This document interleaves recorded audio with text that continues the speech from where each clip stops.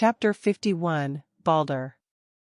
The shining spheres that were infused with that deadly moonlight exploded. The moonlight spread, taking down swaths of Aesir standing too close to it. Under the terrifying effects of time passing until they were only lifeless shriveled-up corpses, the Aesir's numbers were greatly reduced. My already ethereal body became completely invisible. I was now nothing but a shred of soul floating in the air. Still, half the Aesir were wiped out, greatly lessening the pressure on the humans. In the radius of my last spell, there was only one survivor. The enemy commander. He emerged from the scattering moonlight unscathed. Perfect immortality? An innate understanding of time? How did he not get affected by time? So we meet again, Lord Baldur. Must you insist on continuing this senseless bloodshed? We humans do not wish to fight against the Aesir. Sigmund had entered the battlefield and addressed the commander of the Aesir, Baldur. He had raised Grammar in front of himself, assuming a stance that would allow him to attack at any given moment. His attempt at stopping further fighting did not seem very sincere. Sigmund, I see you still like advocating peace with a sword in hand. You are such a hypocrite. Since you humans let the Jotuns go back then, us destroying you was inevitable. You Aesir tricked us humans into fighting someone much stronger than us. You couldn't have expected all of humanity to perish just so you could defeat the Jotuns? Is this what you wanted, Baldur? That was how the All-Father willed it.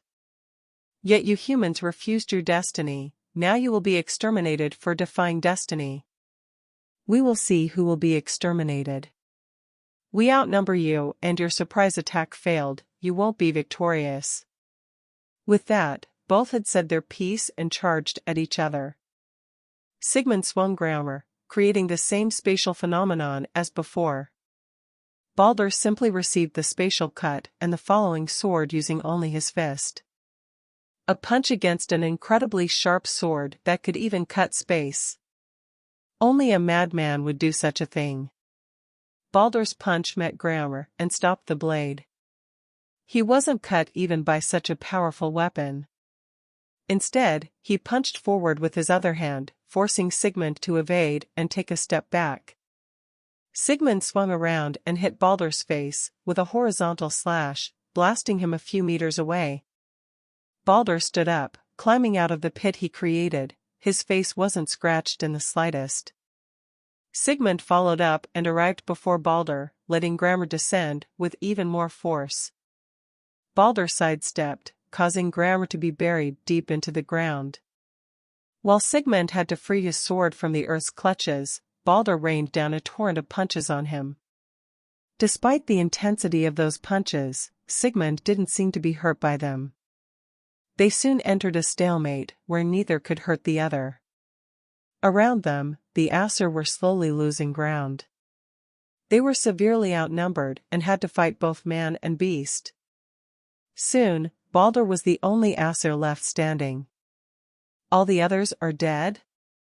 Looks like I will have to get serious and do this myself. Baldur. If we fight seriously, we will only bring more destruction. We are way past the point where we worry about destruction. Dazzling light of hope, spear from heaven. On Baldur's command, light itself formed a spear and shot at Sigmund. While it flew, there was a whistling noise as it sliced the air. Fine, let's do this the hard way then. Firestorm, burn. Countless embers congregated around Sigmund. Spinning and twisting, the ember whirlpool clashed with the light spear. In the end, the dazzling spear triumphed and cut through the firestorm, only to be broken by a swing of Sigmund's sword. More and more elemental power was flying around between them as they kept hurling spells at each other. Baldur held the upper hand regarding the potency of his spells, but Sigmund easily blocked, then using Grammar's otherworldly sharpness. The human army had retreated, the field around the two who were fighting now little more than a wasteland. It would have probably ended in a battle of endurance, but suddenly an arrow shot through the air. It barely grazed Baldur's cheek, leaving a thin red line. Blood. Baldur's blood.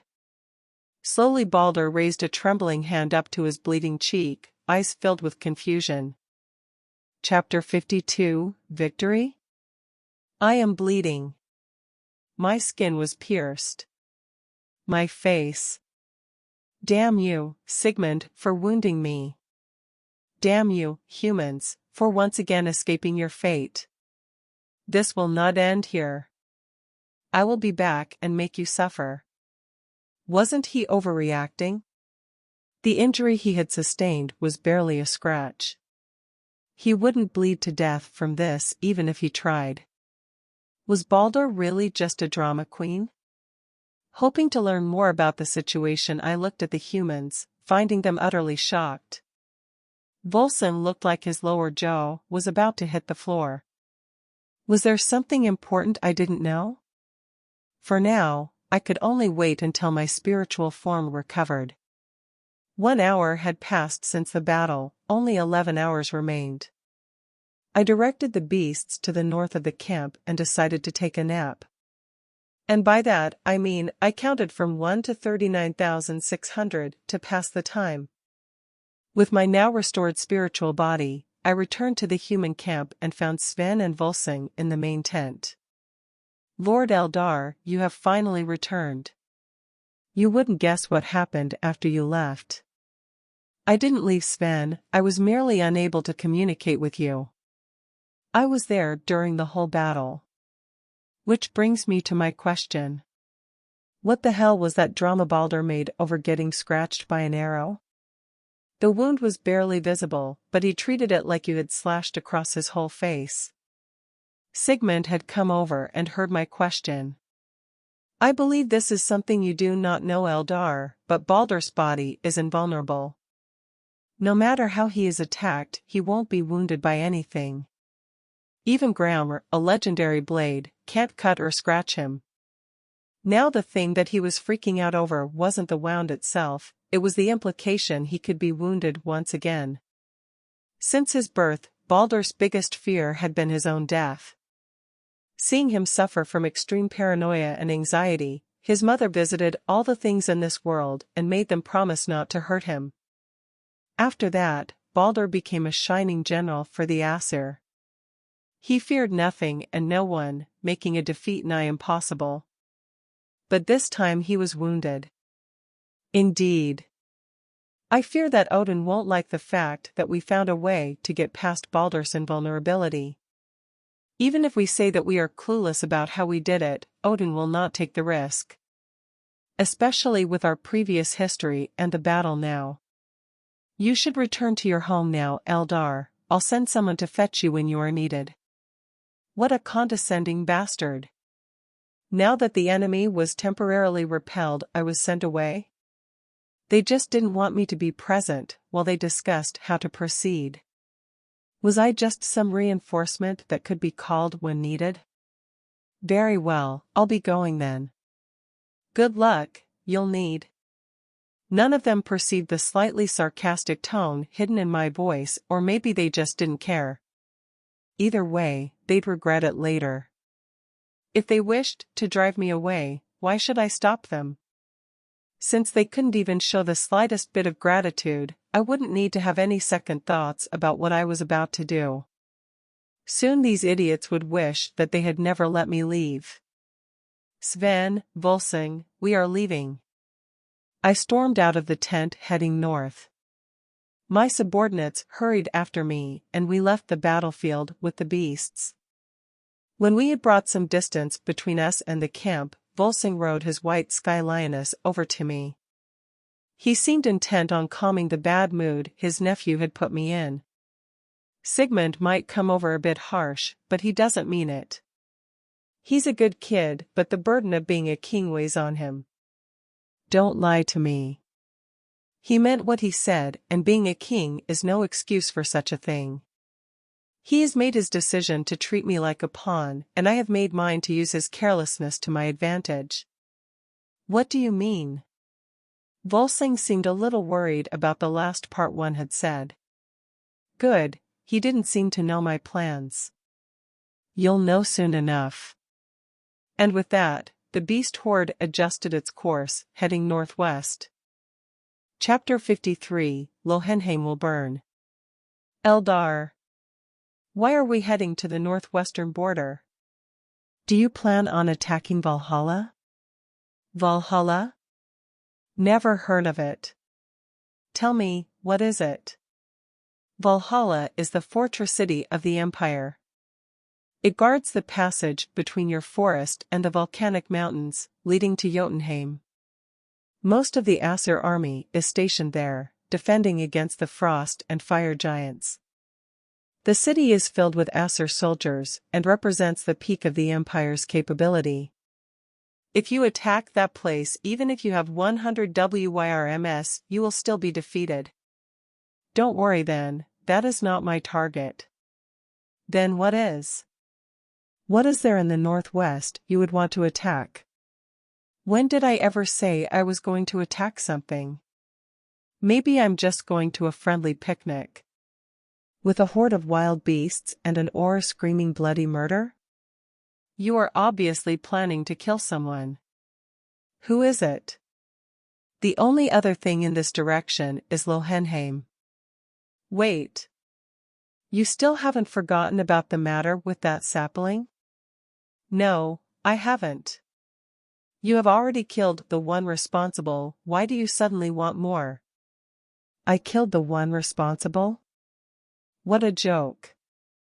The reason why he could do what he did was a fire artifact in his possession. I made some inquiries and found out that this artifact is made from a fire giant's bones, a material that the Muspel clan holds a monopoly over. Furthermore, only clan elders can refine an artifact of this level. So what, you plan on asking them who made that artifact and then you'll kill him?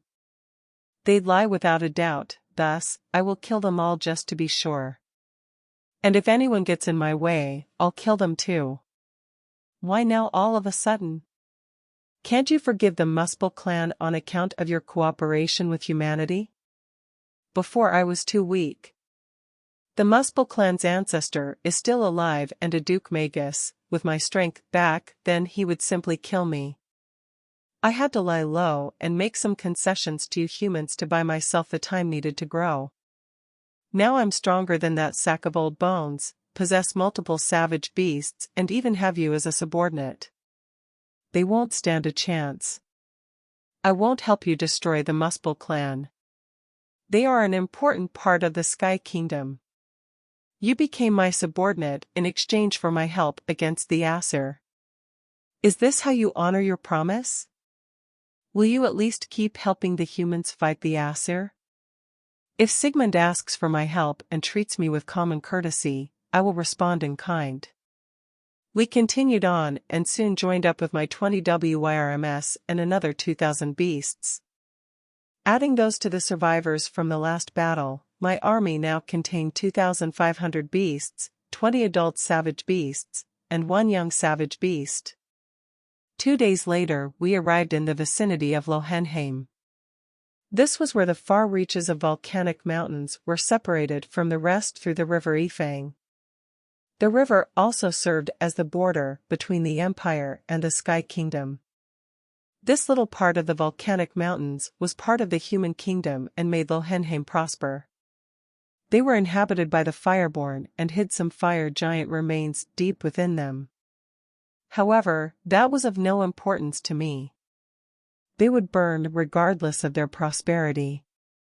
The beast horde arrived before the city. The looming threat didn't go unnoticed. Magnifying my mental coverage, I sent a message through the whole city. Citizens of Lohenheim, do not be alarmed by the beasts outside your city. As long as the Muspel clan comes out and faces me, I will do you all no harm. As for the elders of the Muspel clan, come on out, or I'll have to force my way in and find you myself. Then I let the WYRMS roar and unleash their aura to its fullest. 20 Marquis-level auras combined and pressed down on the city. This should be enough to draw them out. For the next hour, nothing happened. I had been expecting this, and thus it didn't really bother. The Muspel elders were probably holding a meeting to discuss who they might have offended and how to deal with me.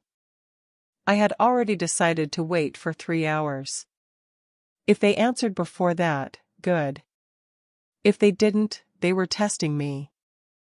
3 hours later they didn't respond, evidently waiting to see my reaction. I let the WYRMS retract their auras and sent over another mental message. I take it this is your answer then. Only seconds later, 5 old men flew over, led by one middle-aged man. Except for one old man hidden in the back, they were all magi at the Marquis level. I am the head of the Muspel clan. What is the meaning of this barbaric siege? We have no grievances with you, so we suggest you leave. Chapter 54, Quality of Spells. You have no grievances with me? Are you not the Muspel clan, the one holding a monopoly on blaze artifacts? What does our identity have to do with any of your grievances? Don't you remember the brat you sent to get a hold of a certain tree? He held a blaze artifact that can only be made by one of you. On his mission, he used the artifact to do something very stupid while throwing around his weight as an heir of the Muspel clan. Now I've come to settle the debt you owe me. I'm sure we can compensate you for whatever you lost. Sure. Bring me a genius that surpasses all other geniuses before him by 100 times and let me slaughter him, then the debt will be cleared. You are exaggerating. How long does it take for a tree to develop consciousness? That depends on the tree. Some take a few hundred years, others take millennia. Indeed.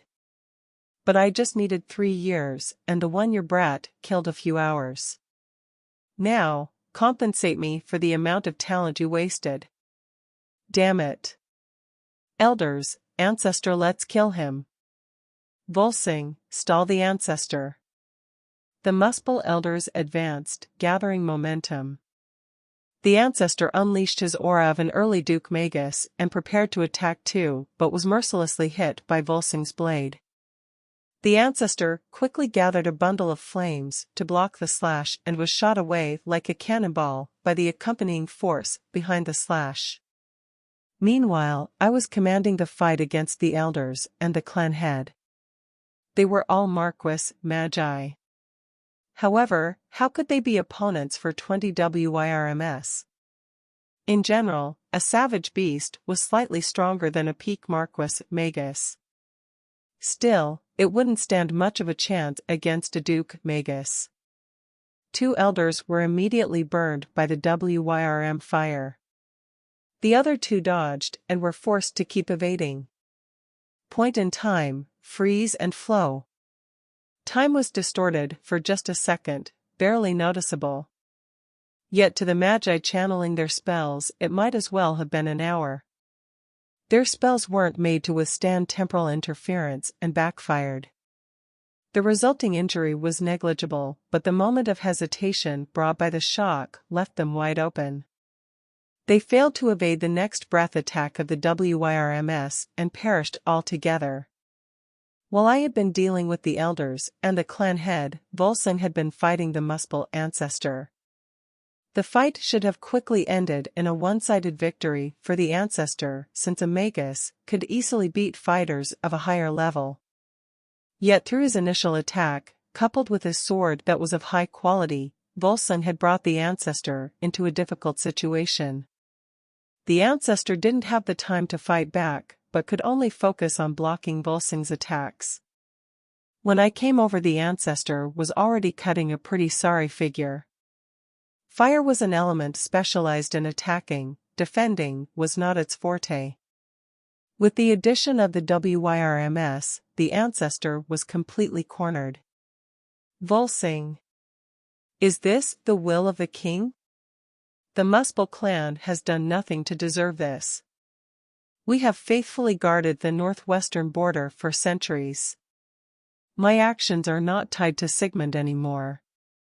I have made an oath to serve Eldar, and even if it pains me, humanity needs Eldar more than you and your clan." With these words, Volsung drove his sword into the Muspel ancestor's chest, ending his life. The ancestor gave Volsung one last incredulous look before he slumped down, held up only by Volsung's weapon. Pulling back his sword, Volsung then began to meticulously clean the blade. He didn't stop before he had removed every last bit of blood and flesh that clung to the cold metal. "Why did you command your mount to stay out of the battle? Having her with you would have definitely made fighting that geezer much easier." "I didn't want her to get wounded. At my level, I can recover from almost any injury if given enough time." "I respect your decision, but remember, a diamond cannot be formed without pressure." "What does a diamond have to do with my partner?" "Nothing. Explaining would take too much time. Let's just return home." Chapter 55, Politics. Back with my main body, I released my spiritual form and merged the sliver of my soul with the main part. I was now more or less a being that could see eye to eye with the leading powers of this world. The only thing I was lacking to truly enter the ranks of these figures was their recognition. Despite my power making me qualified to be one of them, I would have to pass a test of strength. This test wouldn't be artificially created, it required some instigation on my part. I would have to challenge an already recognized nation and either defeat it or achieve a balance in power, a truce of sorts. In my case, this nation was the Sky Kingdom. Through my elimination of the Muspel clan's upper echelon, the whole kingdom's stability would be affected. Of course, this was just a secondary benefit after taking my revenge. Depending on Sigmund's reaction, this challenge would either be settled through talking or fighting. Both ways could bring me recognition, thus the choice lay solely with Sigmund. As for why I suddenly started caring about politics, the next evolution criteria left me little choice. My next evolution was called an enlightenment tree. The name was given based on the tree's ability to grow a fruit containing enlightenment of a certain attribute. To do this, I would have to acquire what was referred to as an innate understanding in my former world. This innate understanding was formed after the comprehension of an attribute reached a certain level.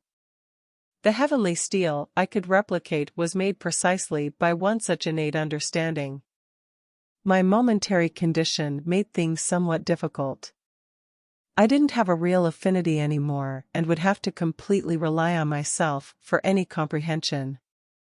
This could take centuries or even more.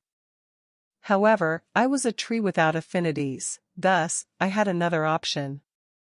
I could kill someone with an innate understanding and take it for myself. The perfect victim to steal it from? I hadn't decided yet, but I already had a favorite. There was just one little problem.